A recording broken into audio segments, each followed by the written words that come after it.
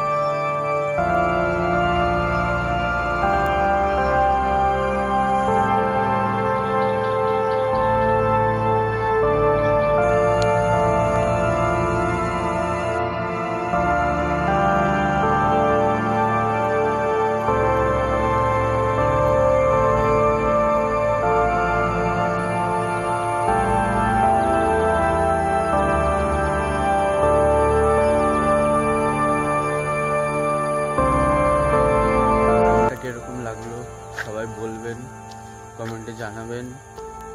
তো গ্রামে দেখতে পারলেন গ্রাম শহরটা কাদের কাদের ভাল লাগে সেটা কমেন্টে জানাবে।